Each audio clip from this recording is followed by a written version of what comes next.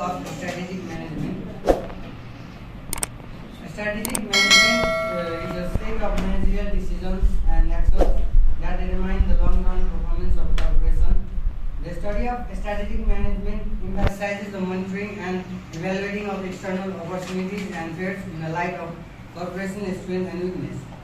So, the basic model of strategic management includes four basic elements. The first one is environmental scanning.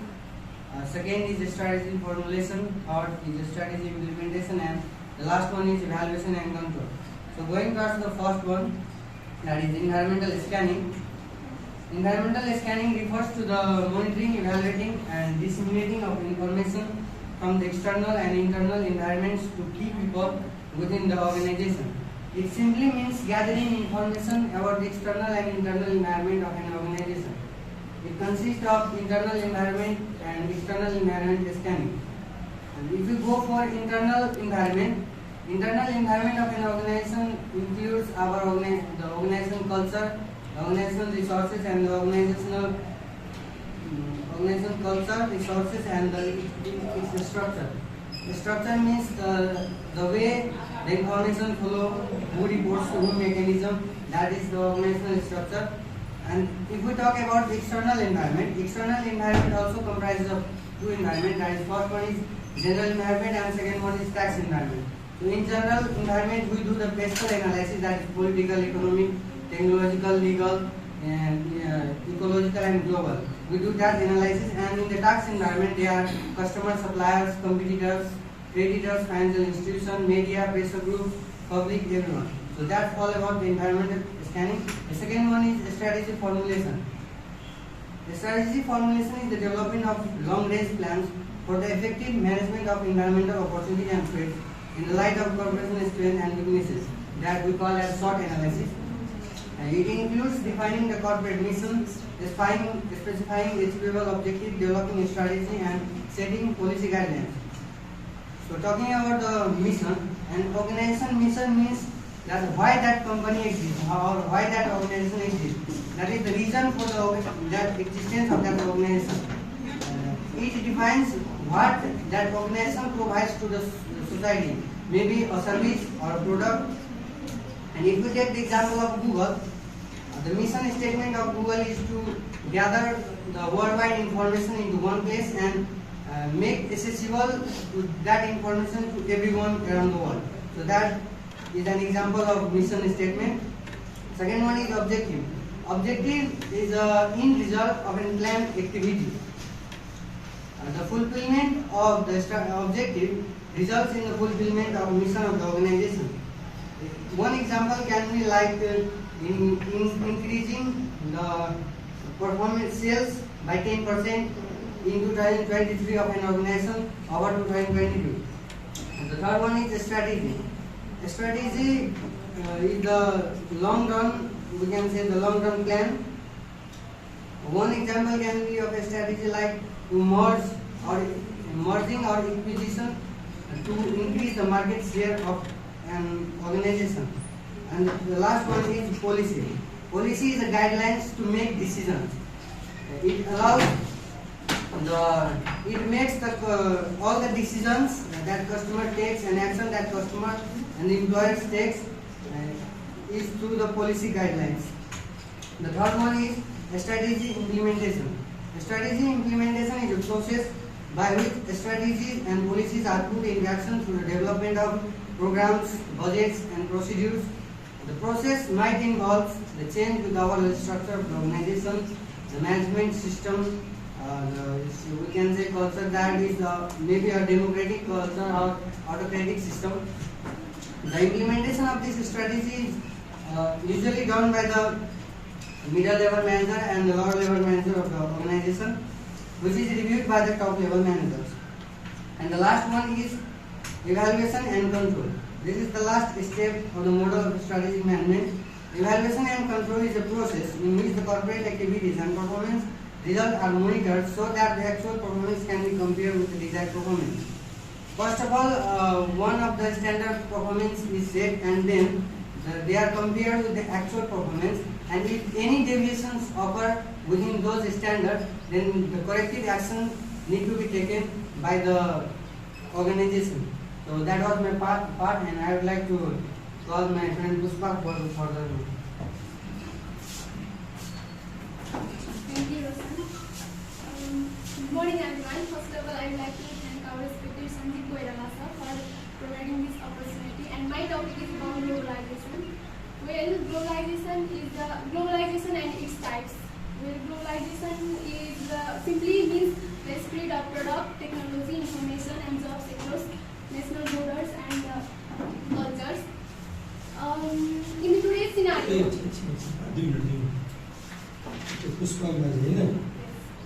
What's the topic? Globalization and types. In the today's scenario, globalization plays a vital role as it is the access to new culture. With the globalization, there is the spread of technology and innovation. Also, globalization plays a vital role, or it is a means for achieving the higher standard of living and so forth. It has several features, including globalization of market and globalization of production. Firstly, globalization of market refers to the merging of historically distinct and separate market into one huge global marketplace. For example, McDonald's hamburgers, Starbucks coffee, etc. While globalization of production refers to the sourcing of goods and services from locations around the globe to take advantage of national differences in the cost and quality of factors of production such as land, labor, quality and energy. As you can see, there are various types, so you can see mainly four major types or categories of globalization. The first one is the economic globalization. It refers to the shift towards most integrated and interdependent world economy. Here the national economy of a nation affects other nations. Similarly, political globalization refers to the merging. Political globalization refers to the integrations of world in terms of political ideology, as it is the process of bringing the whole world under one government. No, sir, we are going to next slide. So that's This only? yeah. Cultural globalization. It refers to the integration of world in terms of values, beliefs, and norms. Lastly, environmental globalization. It refers to the integration of world in terms of environmental issues such as global warming, acid rain, ozone layer depletion, loss of biodiversity, and so on. Thus, it was all about my topic, that is globalization and its types. Now, I would like to call our next team member, Lalu, for the further presentation.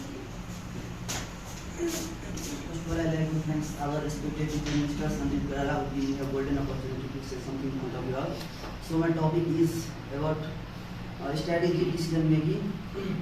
Strategic decision making is the process of identifying and selecting the object source courses of action to achieve long-term goals and objectives for an organization. It involves analyzing the organization internal and external environment, identifying opportunity and threats, and selecting a course of action that will help the organization achieve its objectives.